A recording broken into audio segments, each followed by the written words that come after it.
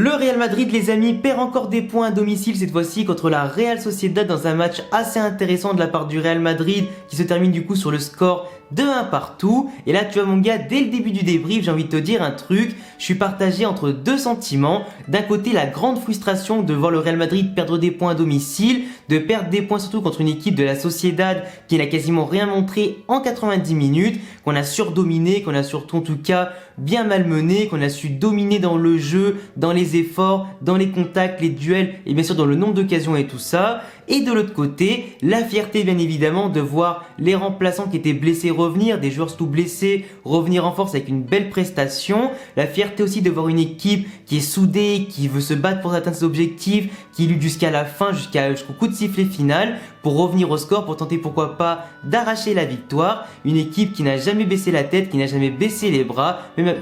même après bien évidemment l'ouverture du score un peu abusée de la Sociedad. On a un Real Madrid les amis, quand vous analysez le match dans son ensemble entre la première mi-temps et la deuxième mi-temps, un Real Madrid qui était sérieux, qui était appliqué, qui tenait le ballon, qui était en tout cas bien équilibré en défense. On avait un Thibaut Courtois dans les cages qui était comme d'habitude très attentif, qui était en tout cas très serein sur sa ligne et dans la surface, sauf sur quelques coups de pied arrêtés où des fois il avait des sorties un peu hésitantes qui ont failli nous coûter un petit but et tout ça. Mais dans l'ensemble, c'était plutôt correct. Une défense centrale Varane-Nacho assez solide dans les duels, en vitesse, dans l'anticipation et aussi pourquoi pas sur certaines montées et tout. On avait aussi des arrières latéraux assez concernés comme Lucas Vazquez, comme Ferland Mendy qui se montraient tous les deux plutôt en évidence dans ce match-là, autant offensivement que défensivement. Mais on avait surtout les amis aujourd'hui un milieu de terrain, encore une fois masterclass. J'ai limite pas besoin de le dire dans la vidéo tellement c'était évident. Un Casemiro, un Modric, un Toni Kroos qui organisait le jeu, qui récupérait les ballons, qui courait partout, qui jouait limite chacun pour 2 ou 3 de leurs coéquipiers. Ils étaient encore une fois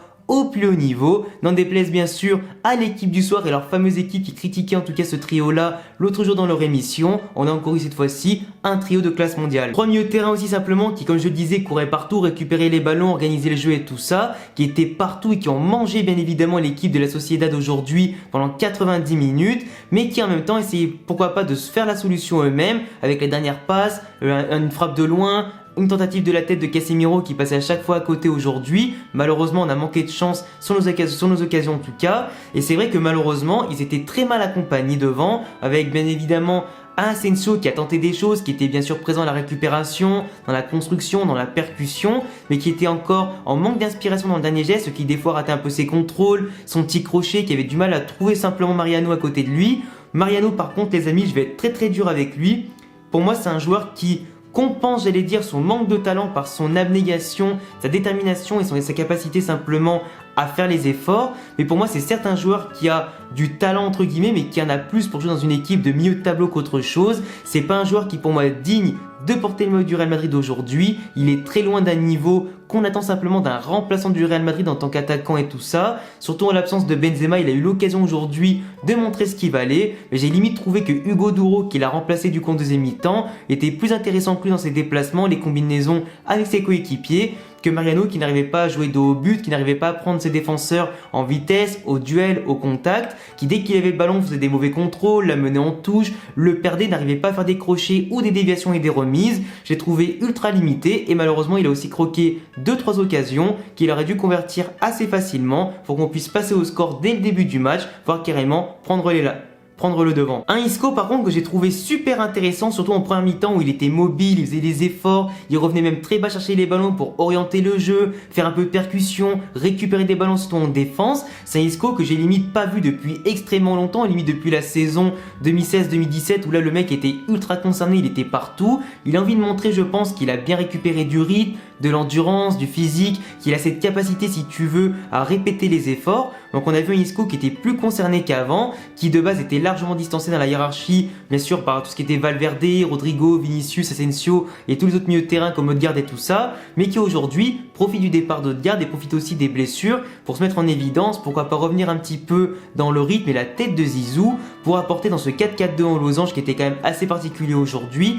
sa patte technique, sa conservation, ses petits crochets, comme il a fait dans la surface, comme il a des fois fait pour orienter le jeu et donner des petits ballons à Modric ou Kroos en retrait. Ça a failli marcher 2-3 fois dans le match, malheureusement ça n'a pas abouti à un but ou une passe décisive, mais on voit qu'il y a Isco aujourd'hui qui reprend confiance et qui à mon avis pour les prochains matchs sera peut-être essentiel à voir sur le terrain. Mais comme je le disais, t'as beau avoir une belle défense, un beau milieu de terrain avec Isco et tout ça qui en plus complète bien le jeu de l'équipe, t'as beau avoir une équipe du Real Madrid qui était sereine, qui bien sûr dominait l'ensemble du terrain avec ou sans ballon, qui arrivait parfaitement à absorber l'attaque de la Sociedad, des mecs